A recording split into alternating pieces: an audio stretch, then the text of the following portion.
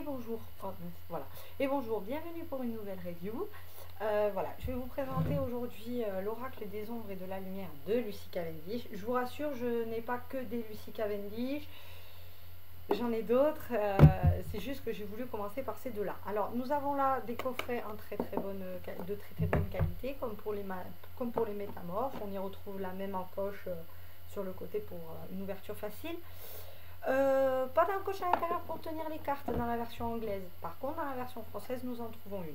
Ce que je ne sais pas, c'est si dans cette version, en neuf, quand vous l'achetez neuf, vous avez un pochon dedans. Avec le prix, ce serait bien. Si vous le savez, dites-le moi, ça fera une info en plus à rajouter. Les livrets sont exactement les mêmes. Bon, le Shadows and Light est toujours aussi nunuche. Hein, la voyance est pas très pris au sérieux. Donc voilà. Le livret français, lui, est très bien écrit, bien entendu. Bon, il nous manque un tirage, encore une fois, hein, dans la version française. Ce sera celui-ci, The Star of Love Spread, excusez-moi.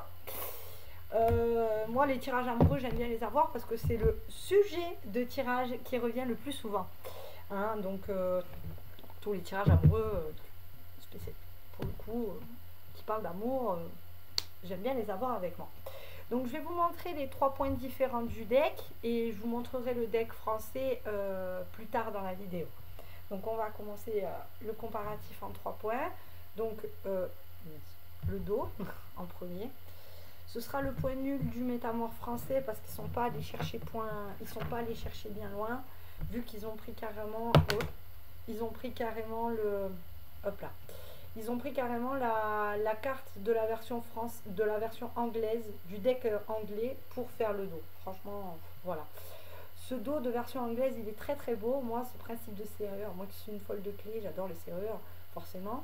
J'adore. C'est un côté révélé caché qui est au top. Côté carton, on se sera amélioré version anglaise pour le Shadows and Light. Il est un peu plus robuste que le Chaste-Fear, mais comparé au carton français, bien sûr, il n'y a pas photo. Enfin bref, voilà. Donc ensuite, la troisième différence que nous aurons dans ce deck, ce sera la dorure sur le côté. Enfin, la dorure sur le côté, ici, elle est plutôt argentée, ta dorure, hein, Jenny. Voilà. Jenny, elle est un peu argentée, ta dorure. Donc là, nous n'en avons pas, c'est dommage, c'est triste. Enfin bref, moi j'aurais bien aimé. Le Shadows and Light et les oracles de Lucy Cavendish, tels que le métamorphe, sont souvent destinés à une jeune génération de voyants qui ont tout appris de leurs prédécesseurs et qui veulent se tourner vers une nouvelle cartomancie où on s'intéresse à identifier les personnes vis-à-vis de leur comportement. C'est surtout à ça qui va vous servir le Shadows.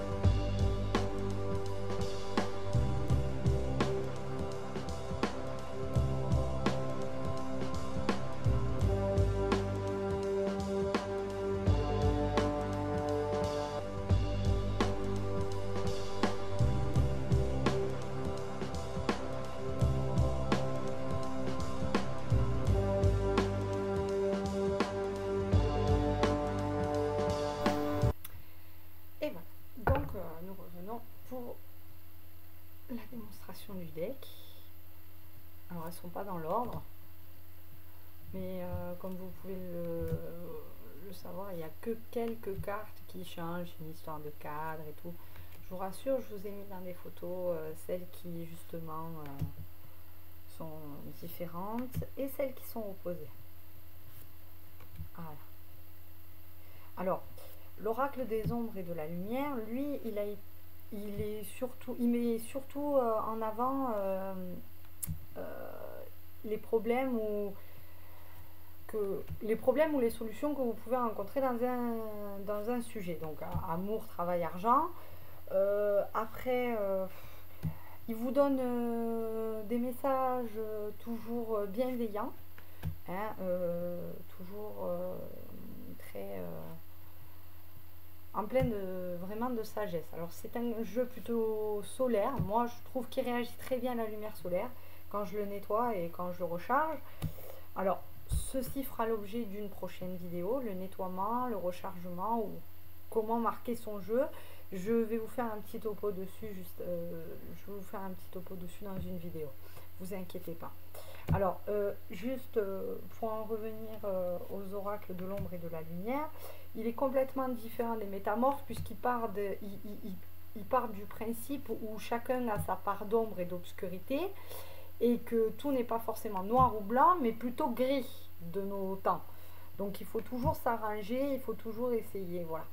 Il vous aide à deviner si les personnes autour de vous sont vraiment des gens bien ou ce qui vous intoxique dans la vie, les choses qui vous sont précieuses et que vous ne voyez pas forcément. Alors c'est un oracle en plein de positivité quand même, faut pas croire, hein, même s'il est très très sombre, un peu dark, voilà. Il reste très secret et très... alors, il est un peu difficile à cerner, mais une fois que vous avez compris, une fois que vous l'avez compris, parce qu'il est surtout en plein énormément de symbolique dans les religions du monde entier. Donc tout le monde s'y retrouve et tout le monde connaît quelque chose, c'est une symbolique simple et qui parle à tout le monde, donc forcément, j'aime bien, c'est toujours un peu sous... C'est le dessin de Jasmine Beckett, hein, un peu sous acide. Hein, moi j'adore sa patte, c'est très joli. Donc certains dessins sont différents dans la version anglaise, mais la version française est vraiment très jolie. Ce que je trouve dommage, c'est ces cadres-là. Enfin bref. Donc quand vous l'utilisez, il va vous mettre en avant des traits de personnalité, des personnages avec des traits de personnalité. Et chacun ayant... une symbolique et une personnalité propre, il va vous rappeler quelque chose à la combinaison. Alors, ce sont des cartes comme les métamorphes à utiliser en combinaison avec un tarot ou un oracle conventionnel si vous avez des questions importantes. Ne vous lancez pas dans une datation avec les oracles de l'ombre et de la lumière. Il n'y en a pas tant que ça. Il y en a très très peu et il n'y a quasiment pas de marqueur temps puisqu'il y a une ou deux cartes qui ont une symbolique temps dans le jeu. Voilà. C'est pas... Voilà. C'est pour ça que... Bon. Maintenant, voilà. Donc celle-ci, c'est la dernière. Voilà. Donc après vous avoir présenté ce deck et vous avoir un peu expliqué comment un petit peu l'utiliser, je vous préviens que comme dans les métamorphes, Lucy Cavendish vous donne une partie des clés de la symbolique des cartes, mais elle attend aussi de vous que vous fassiez une recherche personnelle pour mieux vous approprier le jeu, hein. Donc vous avez plein de symboliques, les fées, encore une fois, hein, là où dans le métamorphe vous aviez les papillons, les furets, les libellules, là vous allez avoir les sorcières, vous allez avoir les anges, vous allez avoir les sirènes, vous allez avoir encore plein de symboliques à chercher. Moi perso je ne le maîtrise pas encore très très bien, mais les deux versions sont très très accessibles, vraiment.